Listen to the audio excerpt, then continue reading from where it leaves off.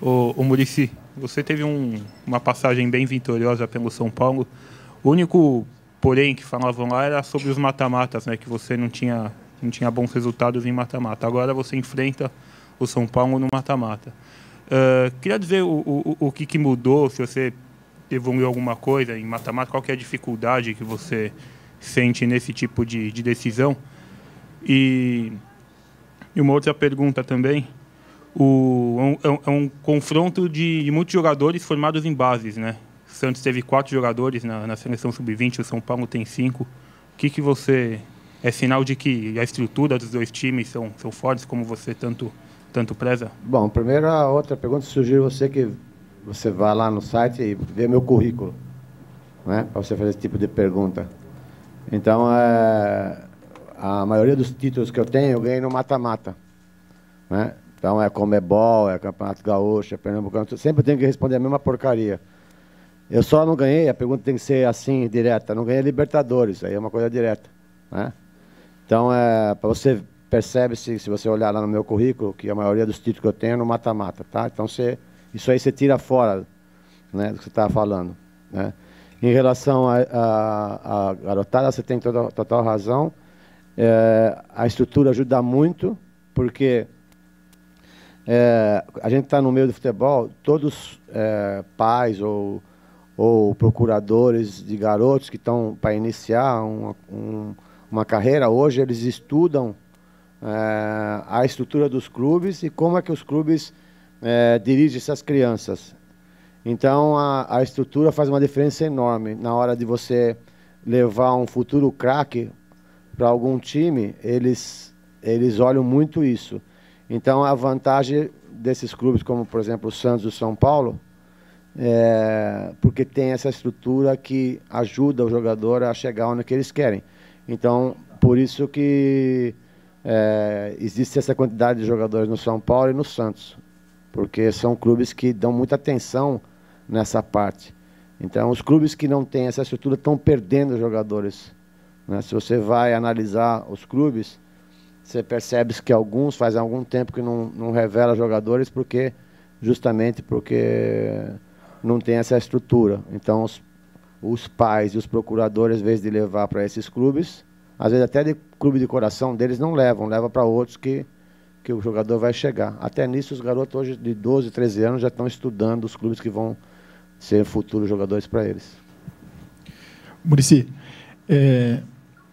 você se lembra em algum momento da carreira, em outras situações vividas como essa, de ter 2 competições paralelas em momentos decisivos, e se por causa disso você chegou a poupar jogadores importantes em uma competição, ou se você foi sempre com a força máxima, e se você tem a garantia de que pelo menos os jovens, o Neymar, o Paulo Henrique Ganso, esses jogadores com uma recuperação física maior vão estar em campo? Já tive, claro, já tive, porque estou muitos anos em clubes de ponta, e clube de ponta sempre tem competições paralelas e competições importantes, então já tive muitos problemas desses. Agora, em alguns clubes, eu cheguei a perguntar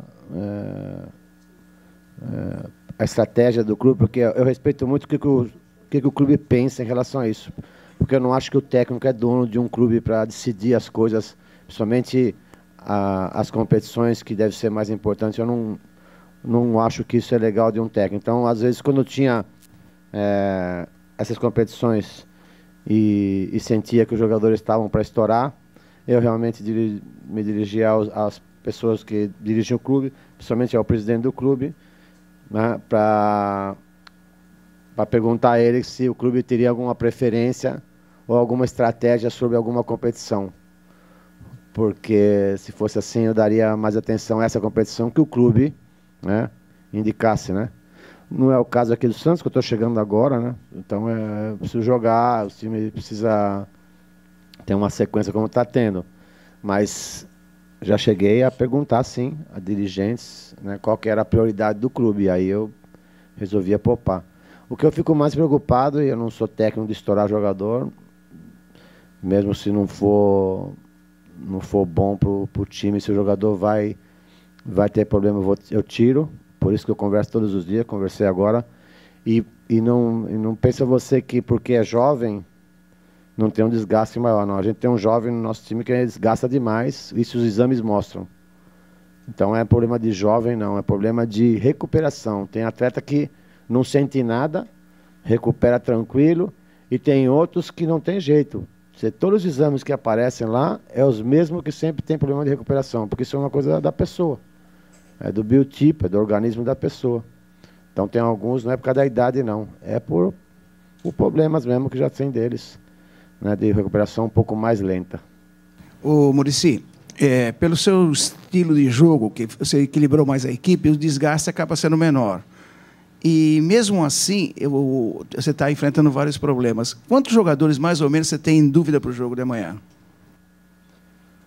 A gente não pode falar assim, tipo, em nomes, né? Mas eu acredito muito na ciência para ver isso, que é os exames, né? Então a gente tem realmente sempre 3 ou 4 jogadores que a gente percebe que eu estou conhecendo agora, né? Porque eu não posso estar falando tanto assim, porque eu não tenho tantos dados, porque estou há pouco tempo aqui. Tem times que você está há algum tempo, você já não precisa nem perguntar para o fisiologista, você já sabe quem.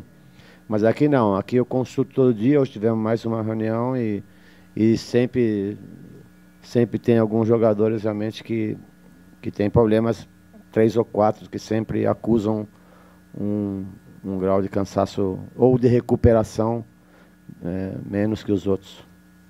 Muricy, você disse que em outras épocas chegou a consultar a diretoria sobre a estratégia de preferência em competições paralelas. Queria saber se é o caso do São Paulo, porque lá você passou 3 anos disputando Paulista e Libertadores junto. E como é que foi essa reação da diretoria? Eles te responderam e como é que você... Conforme também, claro que não é uma coisa muito exata, né? Isso é conforme, por exemplo, como é que está o time, se o time precisa ganhar mesmo, porque está muito pressionado, aquelas coisas todas, porque no futebol funciona muito isso. Mas como no São Paulo é um time que sempre é um time que vem ganhando há muitos anos, não tem esse tipo de pressão. Você realmente pode conversar nesse nível de explicar às pessoas que nós estamos correndo um risco de estourar o jogador. Então eles podem entender muito bem isso, porque não sente essa pressão de ter que ganhar toda hora, porque eles ganham muito títulos.